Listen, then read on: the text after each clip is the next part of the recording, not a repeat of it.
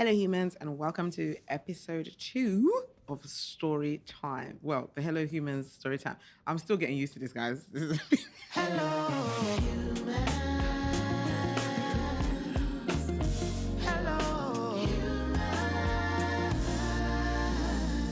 But anyway, I'm Niiella, I'm Nana. and we are basically going to continue the story that we told you last time because we didn't realize how long it was. Yeah, we didn't realize it was going to take I didn't think it was going to take this long. And this is part 2, so. So we basically got to the part where we were talking about how we went to Philly, and Nana had a video shoot that day, and I basically was wardrobe, creative director, set design, all the things. Yeah. And then when we got back from Philly, I was like, there was a curveball. Nana hit me with a curveball. So we drove another 2.5 hours back from Philly, Yep. and then he dropped me at the hotel. So maybe you should talk about what exactly was happening in your head that caused you to curveball me in that moment. So, I mean, after everything that had happened, on this trip, video shoot, and, it felt right in that moment to ask the question. You question me. Ask the question of because No, go ahead. I felt ready. I was like, this is a great moment to ask, will you be my girlfriend? And I was just trying to form the sentence, how I'm gonna ask the question in my head and everything. And, we got to the parking lot. We stopped, and I don't know. In my head, it felt like I had everything put together. And then I started talking, and things fell apart. Things fall apart. Isn't that the name of a program from back in the day in Ghana? It's a book. Oh, it's a book. It was also a show. I was seeing. Okay, so we get back to the hotel. Nana drops me. Well, we park in front of the hotel. Yeah. And then as we're there, he goes really, really quiet, long pauses, as per usual. And then he says, there's something that, no, how did he say it? Something along the lines of this isn't how I was going to do this, but this feels like the right moment to do this. And then he started to pause, like these massive pauses in the middle. So he's like, and so I'm doing this on his leg, right? Like, get it out. Like, where's the one Judy? When he first starts talking, I'm there poking his leg, like, come on, get it out. And then when I realized in that moment that, wait, hold on a minute, I think he's about to ask me like a serious question. Yeah. Then at that point, I'm almost like, oh, like wait, what's happening here? So then I think I stopped poking your leg, but at the same time too, I was also like, at the same time, so I wanted to know what he was going to say. So it was just like, it was just kind of like confusing. So long pause. I'm there poking his leg, and then eventually he says, I feel like this is the right time to ask you. And then he says, Niiella. Yeah, like it was very dramatic. You're asking me that, did you? It was a very dramatic moment. So you're like, Niiella. And then I'm like, yes. So dramatic. And then he's like, I even opened the door. I opened the car door. Yeah. Because I was like, if you're not going to get it out, you're going to be wasting time in these long dramatic pauses. Let's do this I don't like suspense. It's too much. So I was like, I'm just going to open the door and I'm going to go. Right? So I opened the door. He's like, oh, no. Stop. Close the door. So I closed the door. Like, okay, spit it out. So eventually, then he's like, oh, I just wanted to ask, will you be my girlfriend? And then I think my reaction to him is like, I said, I feel like I can't breathe. This is a lot. I think I said, yeah, I feel like I can't breathe. This is a lot, yeah. And this is a lot. I need a moment. Yeah. To get back to you or something like that. Yep. And it was the moment was so awkward and so fried because even though I didn't give him an answer, he still walked me to my room. So he was like, oh, okay. He wasn't understanding what was happening, but he was like, oh, okay, cool. I was a bit confused. I was like, wait, what's happening? Yeah. And then he was like, okay, well, I'll walk you to your room anyway, as the gentleman that he is. So then... thank you. Oh, no problem. And then he had a gift for me in the back of the car. So he went to the boot, as we say, as Brits, trunk, Americans. So he goes to the boot, he takes the gift out, and then basically he has it in his one hand. We go all the way upstairs, not walk upstairs, we take the lift elevator upstairs. And then once we get upstairs, he says to me, don't open it until I leave. Do you remember any of this? Yeah. I remember. Man's just sitting there wow, this is a great story. You were there? I wanted to get flowers too. I think that's why I was kind of, a part of me wanted to push it back, but when we got back, it felt right. I was like, okay, well, there's no flowers, but yeah, let's just go ahead. Okay. Well, I mean, wait, so were you planning to ask? Yeah. Oh, you were? Yeah. Before we went to Philly? Before we went to Philly, yeah. Oh, okay. Yeah. I mean, sure. I didn't know that. I just learned something new, guys. But yes, I didn't know that. I thought in that moment, things just felt so right to you that you felt that you should ask me. And that's why you did. Not that you were planning to, but I just found out that apparently he was planning to ask, because I didn't know that. But yeah, so he says, don't open the gift until I leave, which was not my concern at all, because I was still freaking out, even though I was acting very, very normal, which is not, atypical of my behavior. When things go left, I'm usually super, super calm. So, once he leaves, I think I give him a hug, thanks for today. He's like, thank you for today, whatever, blah, blah. He puts the gift in the in the wardrobe at the top. So it's by the door, right? So if you open the door, the wardrobe is literally right here. So he puts the gift into the wardrobe and then give him a hug. And it's like, thanks for today, whatever. We take a selfie to remember the day. And then he's like, bye. And then he leaves, right? He was being a gentleman, guys. He was not doing any dirty whatever. So then when he leaves, he closes the door and I sit on the floor like, having a whole moment. That was surprising to me, because I'm like, this is not the sort of person that I am. Like, why am I freaking out? Like, what's happening? I'm so confused. I call my friend Yaira. Yaira, I feel like out of the squad of my girls, is the one whose voice never escalates. Like, regardless of what is happening, Yaira always seems to be super, super calm. So I'm like, I need to speak to someone calm right now. I feel like if I call one of my hype girls, I'll be telling them that I'm freaking out. They'll also be like, we all will be like, everybody will be screaming. It will just be crazy. So I call Yaira. Yaira, in her natural, demeanor, and it's like, what's the matter? What's the matter? Classic What's Yaira. wrong? Yeah, classic. What's wrong? And I'm like, I was like, I don't even, to be honest, I'm not sure. I'm not even sure what's wrong. And I was like, wait, let me think. Like, stay on the phone, but let me think as to why I'm freaking out in this moment.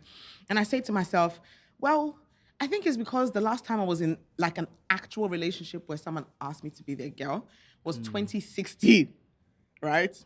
And even that relationship, one of the ankle was swollen. The relationship, the legs were not so strong. It was such a fried situation that I was in, even though I was in a relationship with this person who like officially asked me, like, I want you to be my girlfriend and all and whatever. But yeah, that was messed up. Another story for another day. Story time. Anyway, so in that moment, I'm like, even though I've been like here and there, maybe I've spoken, like I've talking stage, or maybe there've been other people that have come into my life and gone or whatever. Like, it's been so unserious that it was almost like I got used to the chaos of what relationships had been to me. And the fact that like Nana had come and it was so smooth, it was so seamless, it was so peaceful. It was almost like my soul knew that, this is it. And all of a sudden it was overwhelming for me. Yeah. And I was just like, oh my God, what do I do with this? Like, it's just so healthy, which might sound crazy, but honestly, I've actually seen this happen to a few people where something is so healthy and so different from the chaos that we're used to that you almost sabotage the thing because you're like, ah. Was part of it also like, it's so good to be true, or like a combination of that and it's so healthy? The thing is, I didn't even know what was happening. I was having to unpack it as it was happening. So I think it's more of what I just explained, like being used to the drama.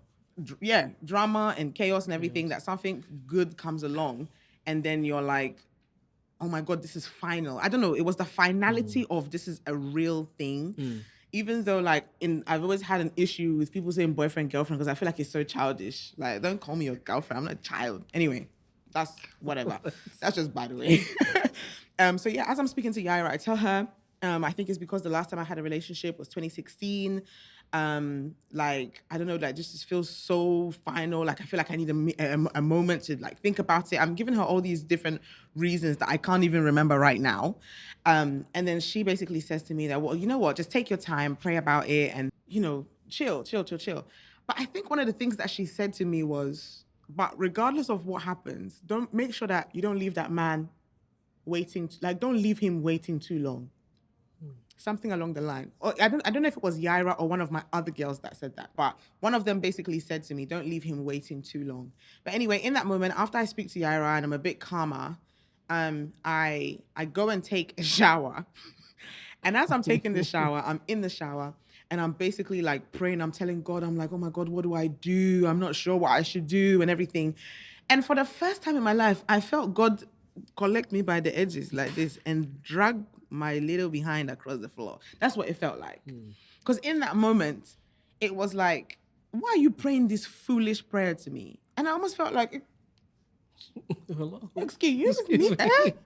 You know, it was like, oh, sir, wait, what? You know, and it was like, why are you praying this prayer to me right now? Is this not what you prayed for? You know, on my daily declarations, which I've spoken about on my Instagram, like coming to this journey of being married and everything, I wanted to have a consistent prayer time, prayer life. I wanted to be able to read my word consistently. And I just wanted to stop having these highs and lows with my walk with God. And so one of the things that God led me to do was to have daily declarations, which I will talk about because I've spoken about my IG and I feel like a lot of people have reached out and even some of my friends have started doing these daily declarations and it's been really, really helpful and useful to them. And so some of the things that I wrote on my daily declarations was, I'll marry this year. I think I wrote I'll marry this year or I'll meet my husband quickly, something like that. And I wrote out what he would be like. He will be kind, loving, understanding. Like I literally wrote these things out myself. And so, well, I believe the Holy Spirit inspired me to write it. But the point is that I wrote it and I literally every single day I was saying it without fail, right? And so it's like in the moment, God was like, what's this? Like, you've been praying this prayer to me consistently. Now I've brought somebody to you with the speed that you prayed for. And now you're asking me like, what do you do? It was like, just, can you leave? Can you keep quiet? So in that moment, I actually start like tearing up in the shower because I'm like, you're not supposed to talk to me like that. You're supposed to be nice.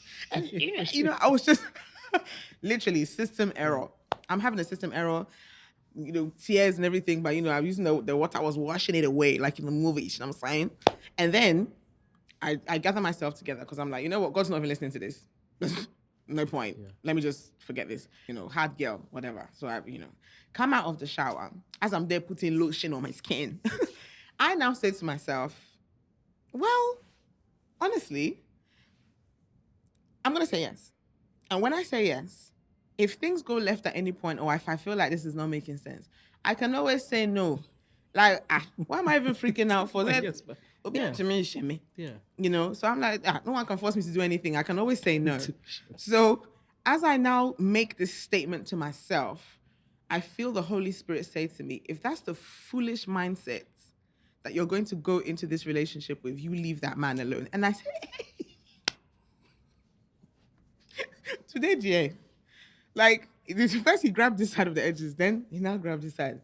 At this point, there was nothing left. That my forehead was officially starting from back here. You know, I was just like, wow. And in that moment, there was something about the sternness with which God was speaking to me in that moment that made me feel like, this is my guy. If you know you're not going to treat my guy properly, I beg you move. That's what it felt like. And that even reassured me that, whoa, if God is going to protect him from my idiot in that moment, then there must be something really special. You know, does that make sense? Yeah. I was like, there must be something really special about him that God would even like be like, if you're going to mess with him, don't. I beg you, not this one. Not this one. Leave him alone. And so in that moment, I knew I was going to say yes. Like after that whole malfunctioning moment, I don't know how long it lasted, maybe 20 minutes. Yeah. I was like, oh, well, that's pointless. Like, and before you we went to the hotel, or before you went, I mentioned that, take your time. You don't have to get back to me like, Oh yeah. that part. I was like, it can be a month, it can be 6 months, it can be a year. No, you said What it can be what did I weeks, say? it can be months. And me, the one malfunction, I said to you, what? Like, I was like, months? What the heck? Yeah. Well, I guess the reason why I said that was if it was going to be a yes or a no, there was no way I was You're back gonna to this drag whole it. wasting time. Yeah. There was no way I was going to waste time and take months to say yes or no to him. It was definitely going to be a lot faster than that. But after that moment, in the shower, I knew that, you know what, I'm about to say yes, right? And so before going to bed, I realized that after he had left me, so there was a lot of times that I had to pause and take like Nana's feelings, like almost put myself in his shoes and be like, what's going on with him in this moment and how does he need to be supported emotionally? So even when it came to like that conversation that we were having where courage left the chat, right? If you watch part one, you know what I'm talking about, where he's like trying to say, okay, I do like you and I want to get to know you.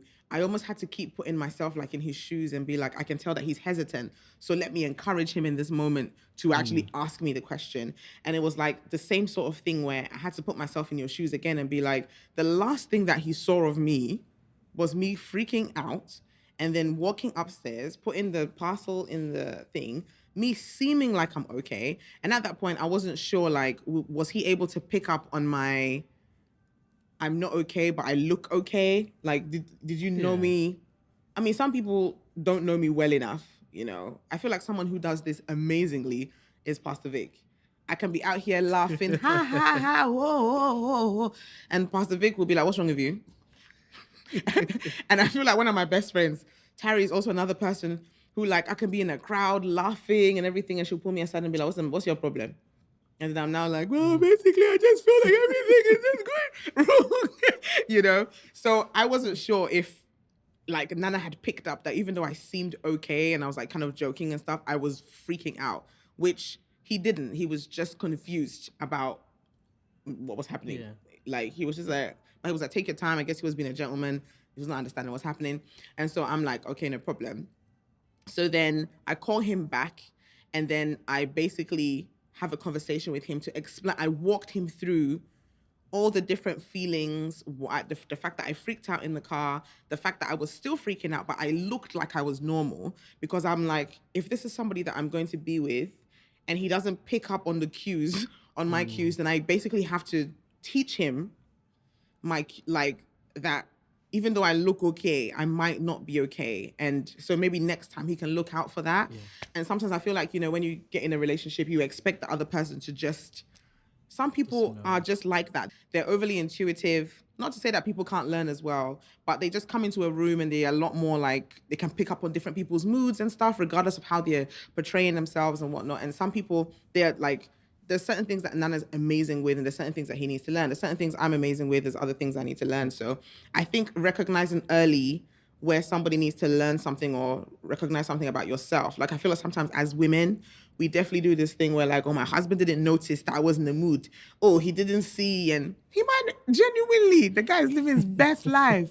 And you're there like huffing and puffing where you could go to him and be like, you know, well, especially when you calm down, you can just go and let him know that, by the way, this is a way to identify that I'm not actually okay. Right. And maybe if I'm trying to catch your eye, like we're in a crowd, I'm trying to catch you, you know, just you teach the person that these are my quirks and things and stuff. So that's basically what I did with him, where I put myself in his shoes and walked through all the different feelings that I was having, the you know, the fear, you know, and all of that, just so that he could understand that, like, I didn't just say, you know, and then that was that. Like, I really wanted him to understand what was happening is what I'm trying to say.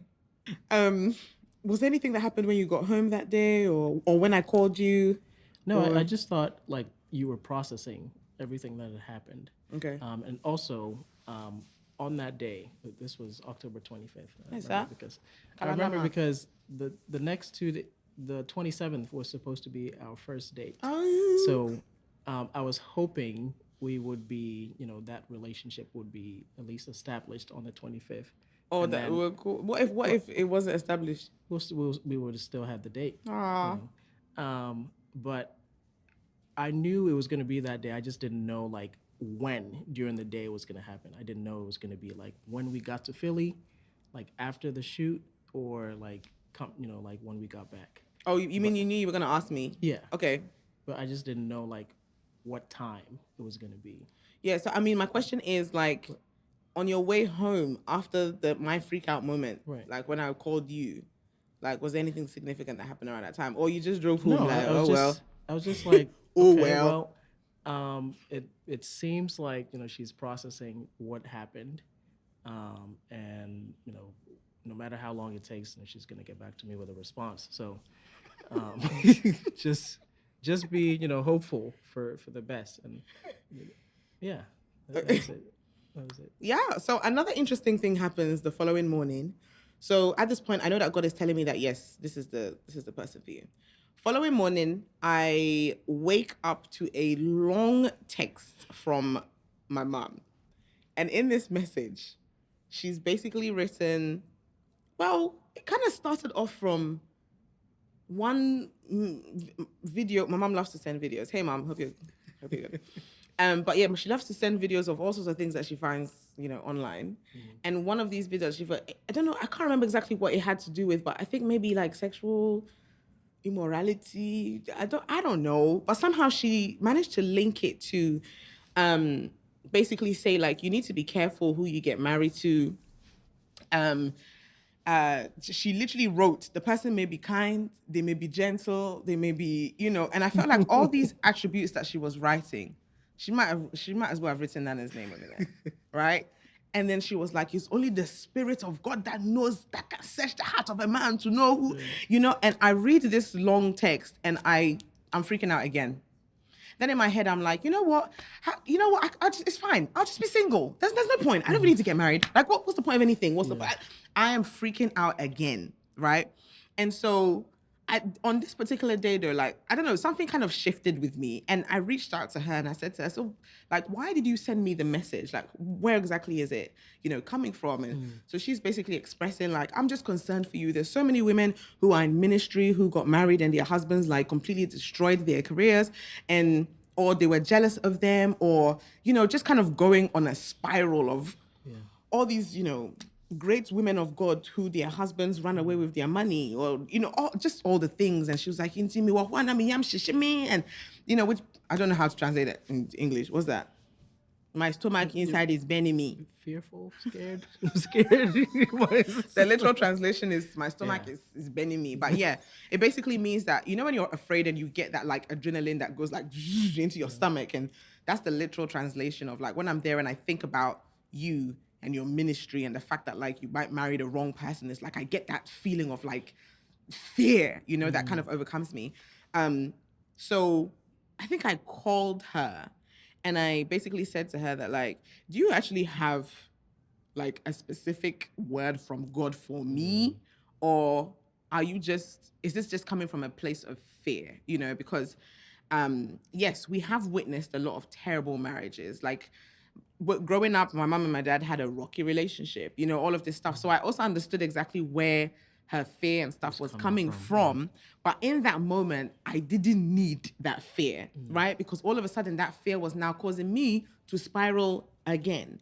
Right. And I just thank God for the timing of the fact that, and this is something that even made me trust the God in Nana even more, because I was like, how did he know to ask me in that moment to be his girl, right?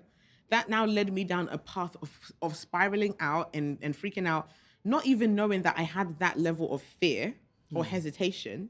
That now led me to go and pray for God to tell me, don't chat your dirty teeth.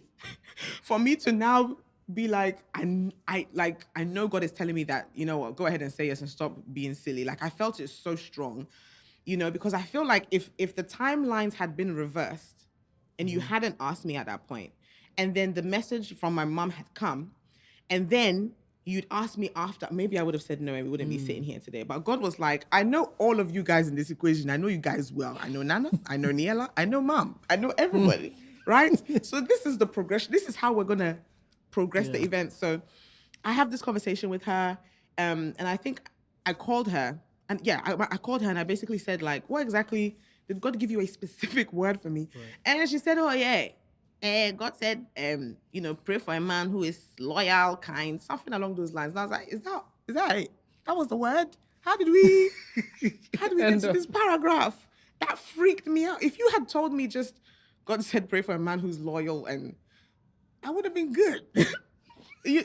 But I understood, she was being a mom in the moment. She was basically like trying to, like, yes, her concern and everything all bundled together in that moment wasn't exactly what I needed to hear, So we ended up having this conversation. And then I had the second dream. So in the first, when we talk about this in episode 1, you'll hear that I had one particular dream, but I'd had another dream, which I hadn't realized.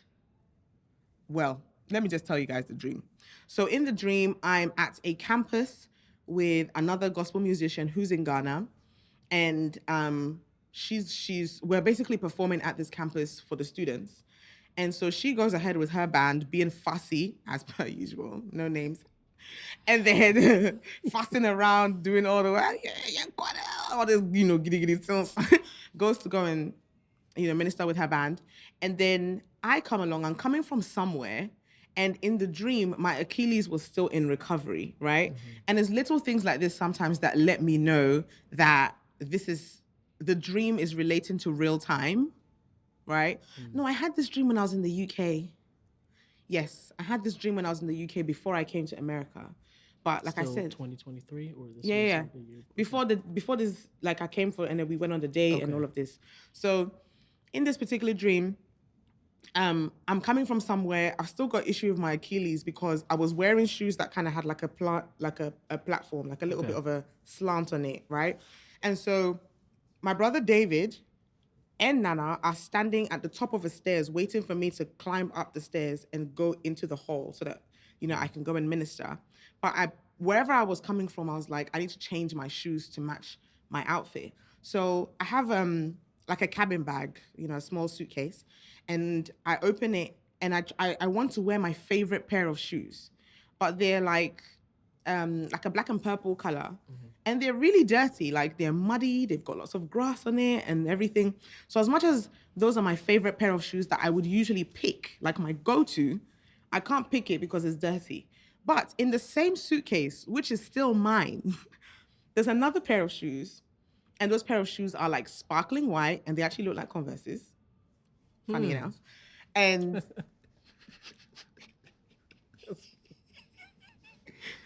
so that laugh was so funny. But yeah, they look like Converses. And then that's the pair of shoes that I wear because they're clean, but they're mine.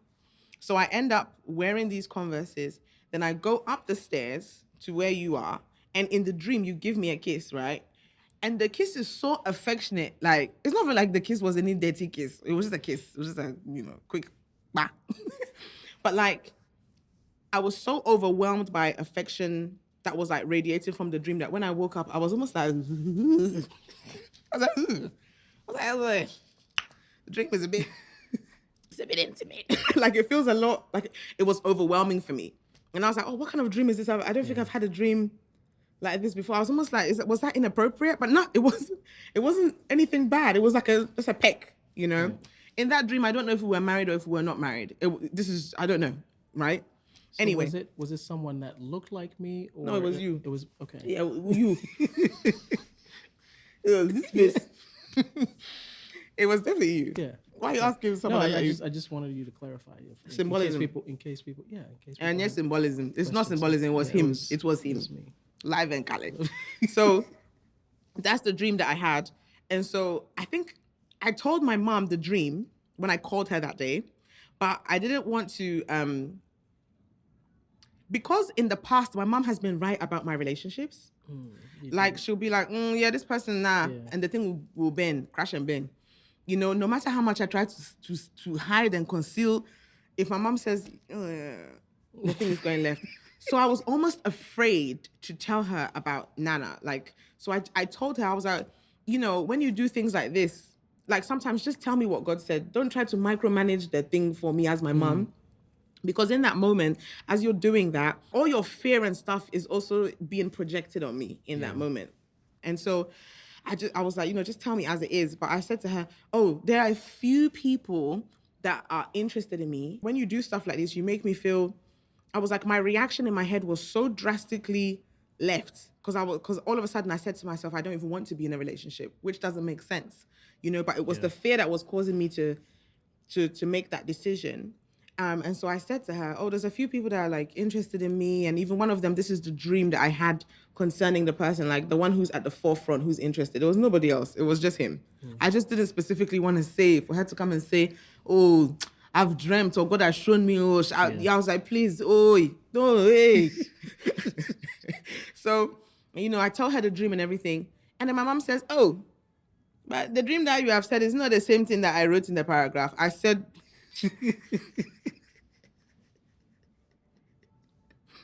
look here. I didn't actually say that. But in that moment, I was like, oh. Why didn't you tell me that? Like, how is it the same? Explain to me. Explain to me how that dream and this thing that you have written here is the same, right?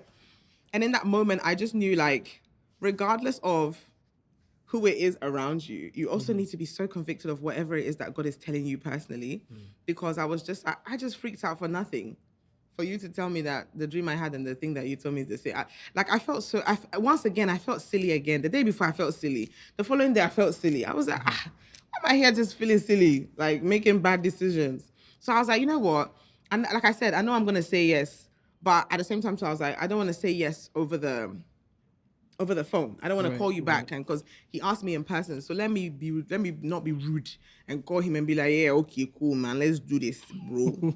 Like, let me actually, tell him in person. So after that phone call, I don't know if that was Thursday or whatever day it was, but then Friday you came around, for us to, man, this story, we missed out the whole Ohio back to worship. Yeah. And the way Kobe was like a fantastic wingman. Yep. I just remembered because that day my leg was hurting me, so I needed him to put, what's it called? Tiger balm. Tiger balm on the Achilles before we went on the date, so that at least I could walk for a while. Because when did Back to Worship happen? Because it was October, right? As well. Yeah. Okay. It was October. So it was after I went to the UK, then I came back for Back to Worship. Oh, from Back to Worship, I came to Maryland to the hotel. Yes. Yeah, so we missed out a whole chunk in the mid. That's a great piece of the story. Oh my God. But yeah, so anyway, let me finish this part and then we'll reverse and go back to the worship. Oh gosh, back to. And anyway, so he comes to come pick me up from the hotel for the official date. And then when he comes, I basically say, like, can he please put the tiger balm on my leg? And he says, cool, no problem. And then he does it and whatnot. And then when he's done, I'm like, can you please go and wash your hands? Because, I want to have a conversation with you before we leave. So he's looking at me like, and I'm like, what's happening? Then all of a sudden, do you remember what happened? I don't know. I was a bit suspicious. I was like, what's happening right now? What's going on? Do you remember what you said to me? I don't. I said, go and wash your hands and come because I want to talk to you. And this man flat out told me no. He said no. And I said, huh? I was so confused. I was like, wait, what? He was like, no. So I was like, hey, what's actually happening? So I dragged him from the chair. It was the Holy Spirit. I don't know. No, it wasn't. You were scared. I think he felt like maybe I was going to tell him something disappointing. Maybe, because it doesn't make, like, so why would you not go? If you thought I was going to say something good, why would you go and wash your hands and come and sit down for me to tell you? Anyway, I drag him from the chair, right? I actually pull him out of the chair and I'm like, go and wash your hands and come. And he's like, okay, fine. So as he goes to wash his hands, I set up the camera. Because that's how maybe that was the part why I didn't want it. Maybe that's because of what? Because you're going to set up the camera. You didn't know I was setting up the camera. That's what I'm saying. I didn't know. But maybe there's a part of me. Hey. Oh, it's a lie. Oh, what the heck? He didn't know anything, please. I don't know what's going on. What? There's sixth sense. Oh, please. Anyway, so he goes to go and wash his hands. And then when he comes back, I've set up the camera, but he didn't know I set up the camera, guys. I don't know why he's acting like that. And then when he came, I basically said to him, like, in light of everything, I've thought about it, and I really appreciate, everything that he's been in this short space of time and whatnot, blah, blah, blah. But, unfortunately, it's going to be a no from me. And he said, okay. And I was like, what the heck, bro? I mean, yes. I don't know why. I decided to trick him in that moment. I think maybe because I could tell that he was a bit like, what she's about to say to me, and I was being playful. So I told him no, that, I'm no first. And then I said yes. I was like, no, yes, I'll be your girlfriend. And then even then it was awkward. It was like, oh, do I give you a hug or some awkward hug be like that? Then we went on the date. We went for sip and paint. Yeah. And then what did we do? Oh yeah, we went to say that again. Nando's. For the people in the for the Brits. Say it louder. How do the Brits say it? Nando's. Yeah, we went to Nando's. Nando's. Nando's. Sorry. Anyway. So we went to Nando's in DC, which I thought was terrible. And then he was like, oh, I've got a surprise for you. So he was doing these things where he's got these like surprises and, I'm not going to tell you what the full thing is. We're going to start with a sip and pain and then I'll let you know what the rest is later. So we go to Nando's in DC. And then, then after that, he basically had booked us going on the, what's it called? In London, it's called the London Eye, okay? But there's one in DC and it's an eye of a sort. What's it called? The harbor wheel? I don't know. Whatever that big thing is, and you sit in it and it basically takes you around. But it was a really good evening. We had lots of fun. It was really, really great. And afterwards, he dropped me back at the hotel and he went home. And that was that. And that's how we officially got together. But I would say that early on in the relationship, like we'd already started talking about, marriage very early. We didn't, it wasn't like a secret, like some sort of, or let me not say anything. I'm going to wait for him to pop the question on me. It wasn't any of that. Like I said, for me, everything was very direct, very quick, very, and so we'd already started talking about marriage. I knew that like I wanted, to marry him. I believe you knew. Yeah. I knew because when I went in August, after Kobe and Abby got married, I went back like towards the end of August for, I can't remember what it was for, but it also happened to be the weekend of my birthday. And I met with Kobe and Abby, and I said, I want you guys to pray for me. I see that there's a grace on your lives. And, I'm trusting God, for a wife. And, I believe that God has given you guys, the grace for speed. So I would like you guys to pray for me. And, Kobe and Abby so graciously prayed for me. I didn't know what that would mean, like the implications of that prayer in that moment. But, I believe that God responded, to that prayer. And also in September, there was one time at church, this is a capital city, that Elder Graham preached. I don't remember the sermon, but Elder Graham preached. And we had a prayer towards the end, and we had some declarations. And it was praying about. It was basically centered on restoration. This was September 17th. I remember the date. And then after the prayer, I had a moment where I went quiet for like a good minute, and I just stood there, and I saw myself almost like a vision. I saw myself going to a wedding, and in that wedding, it was me getting married. Gosh. So I walked closer to the altar to see like who it was that I was getting married to. So I got closer, and as myself getting married opened the veil, and I got closer. I saw, and lo and behold, it was her. Gosh. So that was a very like convincing moment for me, and I took it in prayer. I continued to pray about it, and so that's what solidified my I guess confidence to ask the question in October when we went on that trip to Philly, and we got back. So. I see. So I guess that's also why, like, anytime Nana would talk to me, he would be like, oh, there's something that, like, I'll tell you, but I'll tell you in due time. You know those things that people will be doing? I'm just like, hey, what's it? Come and tell me. He's like, oh, there's something I need to tell you, but I'll tell you later, and everything will make sense. Those sorts of things. I was just like, what was I going to say? So when he finally, I guess it was this vision that you had, because you never told me this the whole beginning, even when you up until the point you asked me to be your girlfriend. Like, you didn't, you didn't say any of this until like later on. Right. I think that's when he finally told me that, oh, this is a vision that he had at church. So I was like, oh, that's really interesting. But yeah, I guess that definitely solidified things for you.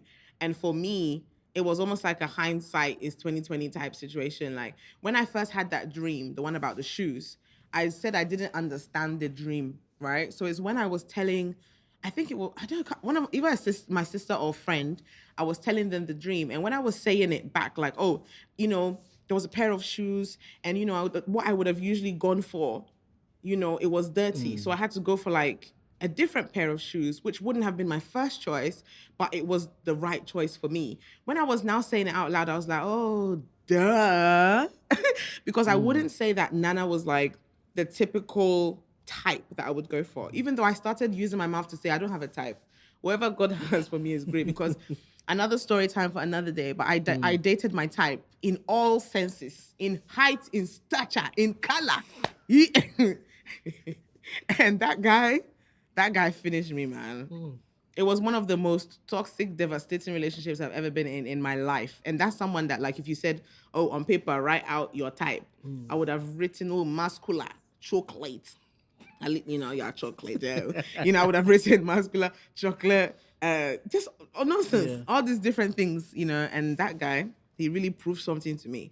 So from that moment, I started saying, like, you know what, it could be the most good-looking guy in the world. He could be like all the things girls are usually looking for, like the tallest, the widest, the strongest, the omnipotent, omniscient guy, But if he's not for me, he's not for me. That's what I started saying. And so thank God that I started professing that as well, because like I said, I wouldn't have naturally, I think, gravitated to you. But then God knew that, like, you were perfect for me, And I'm definitely, like I always say, I'm definitely attracted to you and everything. But I think sometimes we're blinded by these like checklists that we have and stuff, and somebody's right there, you can't see them.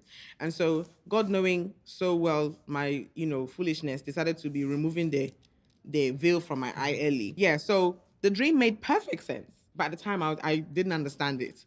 I really didn't know.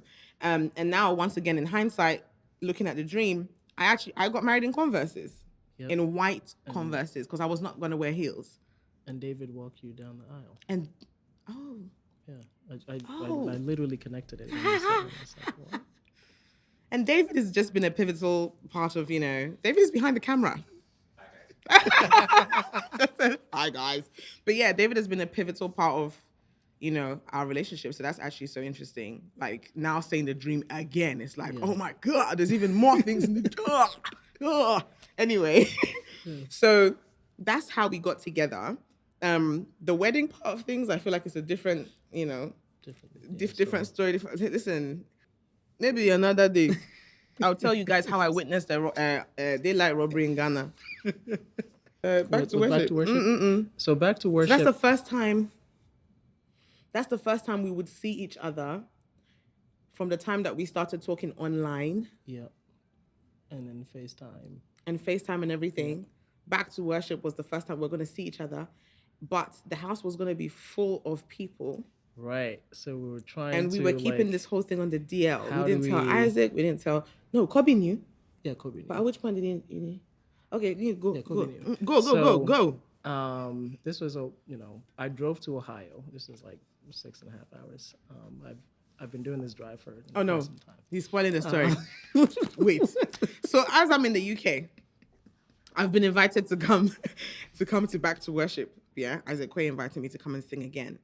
The whole time, Nana was like, oh, I'm not sure if I'm going to sing. I don't even have the uniform. Oh, I should have booked my ticket. Oh, I didn't book my ticket. Oh, the flights are too expensive. or if I'm coming, then I probably have to drive. I'm not sure if I want to drive that far to come all the way down. Like so many, like just all back. I don't know if I'm coming. I don't know if I'm coming. Then getting closer to time now, he's like, Bimpong really wants him to sing tenor, right? So getting closer to the time. Next thing I know, one day I'm speaking to him. He's in the mall. Yep. And I'm like, what are you looking for? He's like, he's going to pick up the trousers that they will be wearing for the concert. So I was like, I thought you said you're not coming. So what's happening? Like, why are you looking? But I was like, whatever. Go ahead.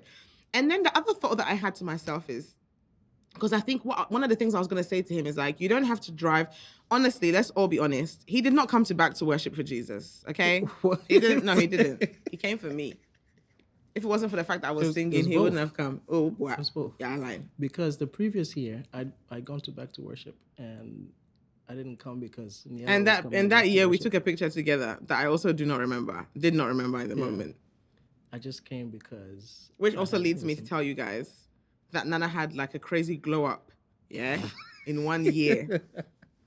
Crazy glow up in 1 year, like cheekbones chiseled out, muscles, like slim Mitchell. You know what I'm saying? If he had spoken to me at that 1 year before, I would have said, boy, don't talk to me. Looking like somebody. He was looking rough. It was looking like life was hard. Yeah. And the beard had grown out. The hat was anyhow. Like, oh, yeah. Oh, God has been good to you, sir. So good. So preparation. Yeah. Sometimes people be like, preparation stage. If the Lord tells you to go to the gym to go and get your sushi, go. Because you might be repelling your wife. No, but honestly, my guy was looking nice. I actually looked, when he showed me that throwback picture to the year before, and I compared the two. I was like, hey, it's like two different people. It's like two different people. What's going on? Yeah. But yeah, so he said he wasn't going to come. Then eventually he started making moves to come, but he said he was going to drive. It's like 7 hours. Don't say 6.5 like that. I've made that trip with you. It's not 6.5. Yeah. It's almost 8 hours, honestly, because you drove to Columbus, and then you drove with Kobe and Isaac and all of them, and they had to drive to Cincinnati, which is like another hour and some change. So altogether, if you think about the trip, honestly, it was like, it doesn't matter. The point is that you had to do all of that to get to where you're going, right? Anna. Yeah. He's making it sound like it's short. The point is that he trekked across the earth for me. And I was going to tell him that, I'm going to come to Maryland, so you don't even need to, like, if you really don't want to come back to worship, like, don't worry about it. I'll see you in Maryland. And there was a part of my brain that was like, Niiella, has anyone ever driven? Has anybody driven across country for you before? You better shut up and let that man drive and prove his love. And so, yeah, he drove. Okay, now continue. So back to worship. Trying to remember the sequence of events. You're usually better at this than I am with the You arrived late. So yeah, I arrived late with Isaac and Kobe. Mm-hmm. Mm-hmm. And when we came, you guys were praying, or like getting ready for rehearsal or run through. We had run through in the back with the singers, and we're about to do the full band and everyone together. So we were now in the main auditorium. Right. So I sang with everyone, and I think we were kind of texting each other. We was like, "Where are you? Are you here yet? Whatever." Then finally, after 1,000 years, he now arrived. Yeah, and there was a mix of like excitement and like anxious, or anxiety. I was like, wow, this is really happening. I'm about to meet her, like, for the first time. So it's not really the first time. It's not the first time, but the first time since we started talking. I was like, oh, this is interesting. Like, I can feel it. It feels different. And, we go in there. I was the last to go in. Kobe and Isaac went in first, and then where did you go? Bathroom? I went to the bathroom. Yeah. That was part of it. I came out. I was looking for him. I was looking through the circle. He was not there. I was just like, where's this guy at? So I was thinking, no, but he definitely came because Isaac and Kobe are here. They couldn't have left him on the road, So I'm there wondering, like, where is he? Where is he? I'm thinking, okay, maybe he's in the bathroom. So I'm close. Mm-hmm. So at this point, we're praying. So we're holding hands and our eyes are closed. But every now and then, I'm just kind of like opening my eyes. Where's he at? Then I think at one point, I open my eyes and I see him now. My stomach did, hey, somersault. Butterfly, somersault. Continue. Mosquitoes. But yeah, at that point, I was just like, oh my gosh, like he's actually here, like, you know. And then some other people did their run through before me. Then I did my run through, and I think at one point I turned around. This guy was looking me dead in my eyes because he was doing BGVs, and he was just looking me dead in my eyes, and I was like, yeah, I'm gonna face the other way because why are you looking at me so intensely? Like, what the heck? You know, it's so interesting because now that we are officially together, like I've pointed out to him that sometimes when Nana's looking at me, the man doesn't blink. He would just be looking like he was trying to eat my soul. I'm just like, chill out, bro. You know? And I feel like that's that sort of like look that he gave me. It was so intense. I was just like, how am I supposed to sing with this man looking at me like that? I was like, yeah, that way, man. Look the other way. So, that was that. And then we got through we did the event and everything. But I think what was super interesting was Kobe, wherever you are. Greatest wingman ever. If you guys need a wingman, call Kobe. Because Kobe, the way Kobe removed his stomach for us to make sure that we had enough time together. So the following day, I think, me being tired as per usual, other people went to the workshops because they do these workshops before the main event. So this is Saturday. Yep. And there was also a game on. Ohio State, Penn State. There we go. So the boys decided that they were staying home to watch the game as everybody went to the workshop. Yeah. But what I realized later on was that Kobe and them did that so that Nana and I would have more time. Like, we'd just be able to hang around each other. And I think, so it was Isaac. At that point, Isaac knew, right? Because you told him in the car, on the way. Yeah, I told him in the car. Yeah, so Isaac knew, Kobe knew. And then another one of our friends was in the house, Prince. Prince was in the house. Prince didn't know. Prince didn't know what's going on, as far as we know. And we're all trying to hang out and whatever. So the boys are trying to be as natural as possible. And then also, once again, my leg, the Achilles was still healing. So because of all the walking around rehearsals the day before the flight, all that stuff, my leg had gotten swollen. So it had gotten to the point where I was limping again because it had gotten quite tight. So then Kobe, comes along and is like, oh my God, Niiella, did you know that Nana used to be a medic in the military? That's my Kobe accent. Did you know Nana used to be a medic in the military? And I was just like, oh, really? He was like, yeah, so he can probably take a look at your leg. So I was like, oh, okay. That was great. And then Nana was like, oh, I happen to have Tiger Balm. He didn't happen to have Tiger Balm. I told you that this man drove across the country for me. So he went and he got the Tiger Balm, and then he came and he massaged my leg. I actually have a video of that moment, and Kobe too is there smiling. Kobe's recording, and you're recording Kobe too, right? Yeah, because Kobe's just smiling the whole time. So at least we're able to hang out in that regard, sort of. And then when everyone now came to the house, we kind of had to stay on opposite sides of the room or whatever. Or, we were just trying to keep it subtle, whatnot. Especially around dinner time, after the event. Yes. After the event, everyone came over to the house to come and eat wachi and jollof and all the things. And, Abby brought me tilapia. Amazing tilapia. Shout out to Abby. But yeah, so we're just hanging out and everything and just trying to make sure that people don't catch on, trying to not be obvious or whatever. But it was at some point I thought, did JB notice? Because he would kind of look. But I also couldn't tell. I was like, oh. No one said anything to me personally. Yeah. It was, obviously I knew Kobe and Isaac knew. And then I realized that, you said Nana George. Nana George caught on. Nana George caught on because he was behind the camera. And then he came up to me at some point I think towards the end of the service, he was like, I forgot what he said. He said why I dare or something. It was like, oh, Charlie, we a sharp guy. It's mehu. I've seen what's happening. Yeah. And then I think Nana was like, how did you see that? And it was like, you see a lot behind the lens. Yeah, you see a lot behind the lens. Something along those lines. So I was just like, oh, dang, maybe we're not being as stealth mode as we think we are. What the heck? But then most people left. So on the Sunday, once again, Kobe. Listen, God bless you, guy. So they were leaving that Saturday evening to go so that they could be at church, right? Because they're in Columbus and not in Cincinnati. So then they were basically going to take Nana with them because he wouldn't have been able to get a ride back to Columbus to where his car was parked and then make it back to Virginia. But then I think Kobe was like, because I think I went to Kobe and I was like, why are you taking my friend away? That's what I said. Why are you taking my friend? And he was like, oh. He was like, wait, I'm coming. Yeah. And then, so basically, so if some of you are confused as to like what's happening, so Isaac has, God has blessed him with a beautiful house.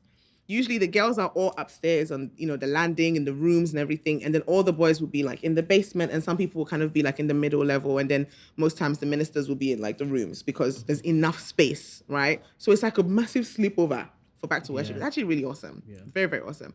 So in case you're wondering, like, how is there all these people in the house? That's basically why. Yeah. So at this point, most people had gone, and I think there was just a few of us that were left in, no. Let me not get to Sunday. I've not finished. So Kobe comes back and says, oh, there's a friend of mine who's going to be leaving tomorrow to Columbus. So Nana, you can stay and you can drive with her to Columbus the following day and we'll go ahead. And then he came to me and he was like, I left your friend for you. Just so that we could hang out a bit more. Yeah. And I was like, thank you. Yeah. So on the Sunday, I think he was like, do you need another massage on your leg? So he was massaging my leg.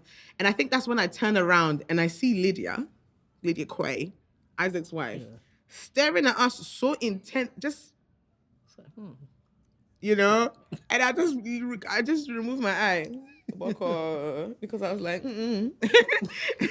But then I think when he was leaving, I basically asked her if I could borrow her slippers to walk you out.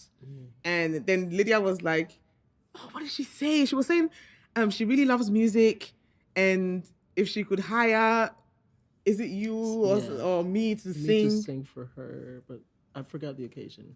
Like for her, like even if she could have someone, a personal singer. Yes. To be singing for her and whatnot. But there was a way that she was kind of insinuating something about between the two of us, which was just funny. Like, honestly, it was really, really funny. But I was doing like I didn't understand what she was saying until like later on. But then, I walked Nana out, asked her if I could take her slippers, walked Nana out, and basically was like, I'll see you in Maryland very soon.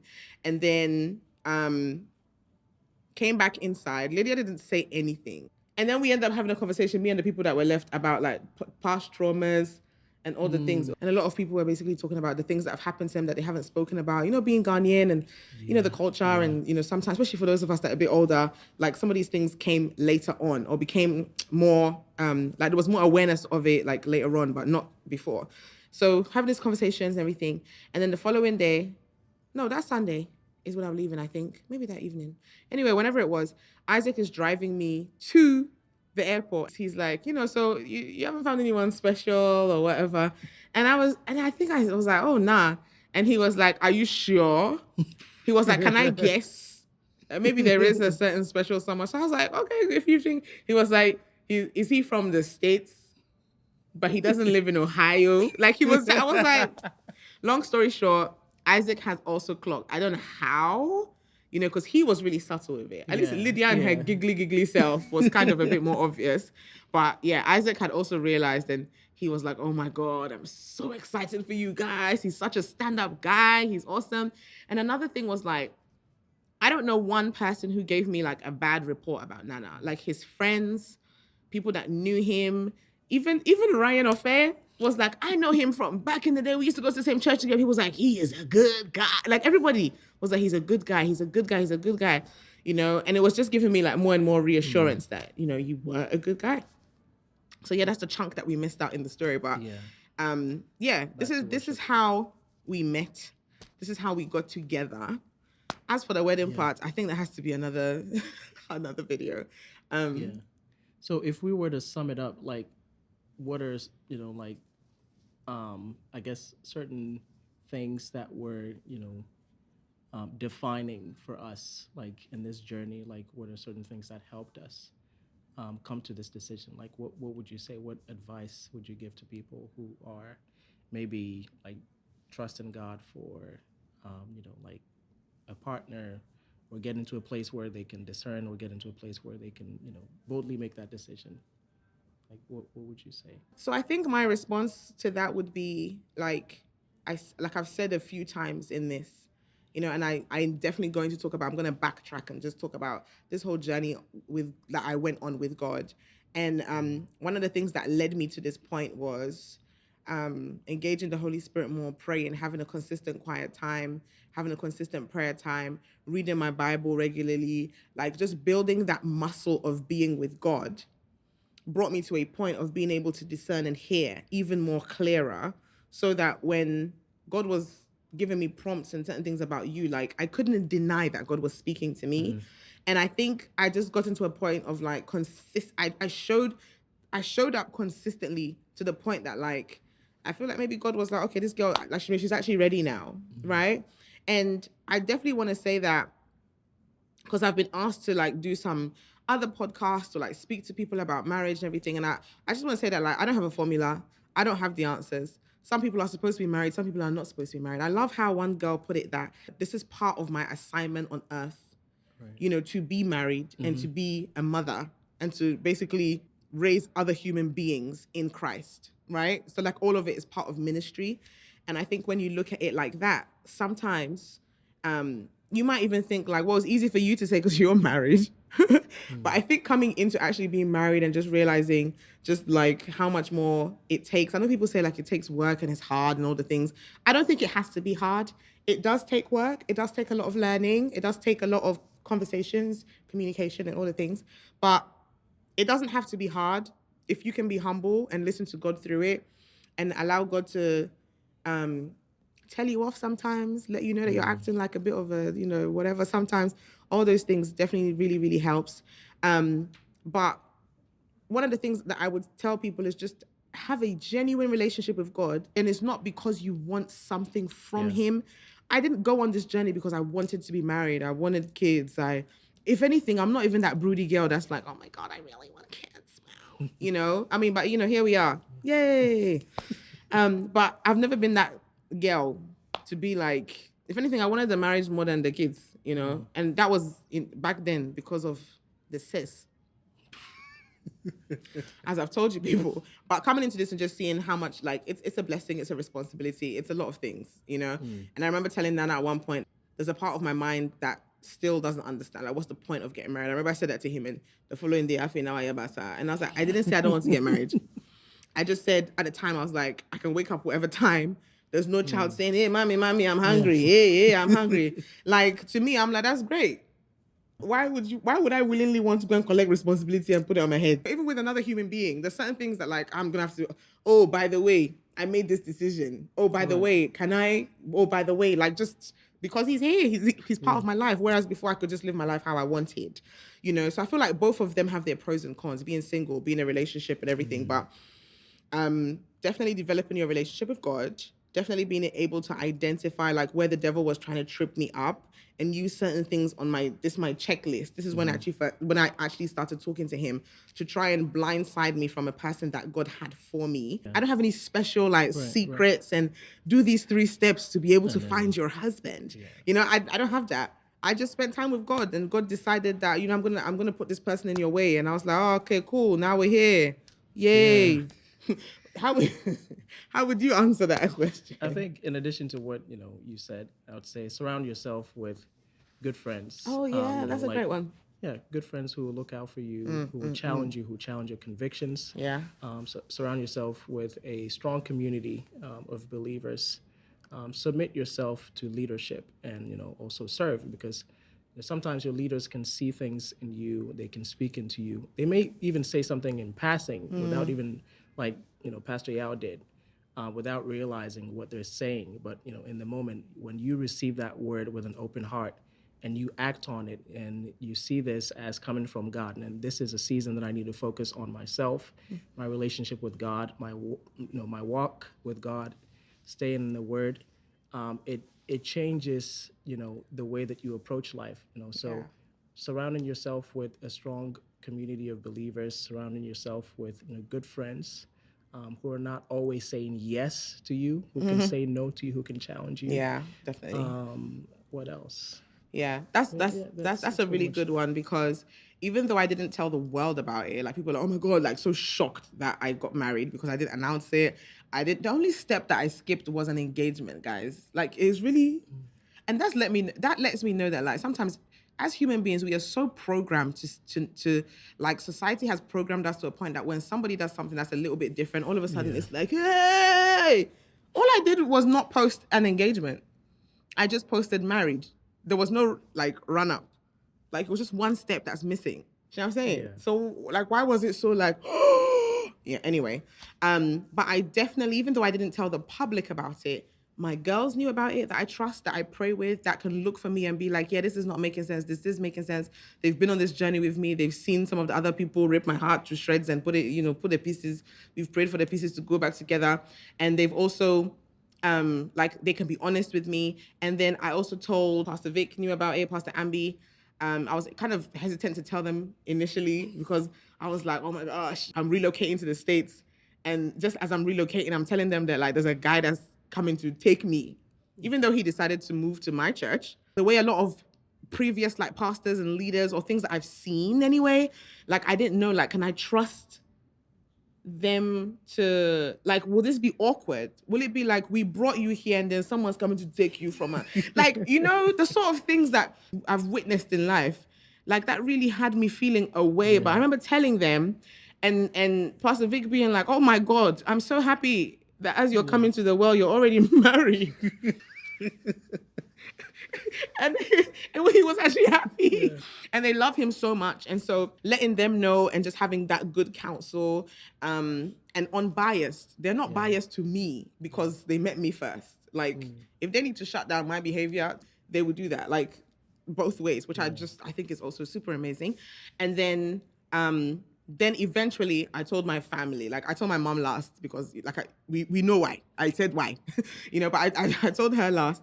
Pastor Yao and First Lady Portia, and then my mom. Those were on the tail end, and I think it's just because I was scared of the whole Pentecost, like maybe the word getting out that like Niella's getting married, and then like it will spread like wildfire through the Ghanaian community, because I've seen how much we love gossip and we thrive on gossip, and I was like, I'm not gonna give you people the satisfaction of the story of my life.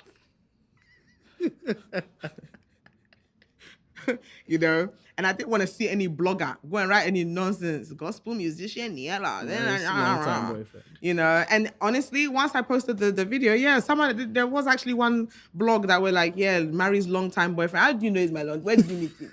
How do you know he's my longtime boyfriend? That kind of nonsense. I was like, no, I want to release it on my own terms. And also because of that, just such a vulnerable season that I had come through, I was also like, I'm going to tell you people in my own time, But the people that needed to know, the people that were praying with me, holding me accountable, all of those things, they definitely knew. And I loved going on the journey with like a close-knit circle of people, healthy people. If you don't have healthy friends, pray for God to give you healthy friends, because honestly, it's so helpful to not do this Christian journey and just life in general, like you not having to do it alone, but being with people who, even in just like a regular mundane conversation, like just calling your girl or whatever, God can speak in that conversation and give you like something that you've been praying about for weeks. Like it's so beautiful. You see God in everything. In every conversation that might seem like just a bypassing convo, in a serious conversation with a leader, it's just God is everywhere. And I think just living that way is one of the most beautiful, purposeful, amazing, wonderful ways to live and to be. So, yeah. So that's that. That's that. And serve gladly, faithfully, without wanting anything in return. So that's the end of part 2, guys. Thank you for sticking and staying. We hope you guys have enjoyed this. Yeah. God bless you. God bless you. Take care. Bye.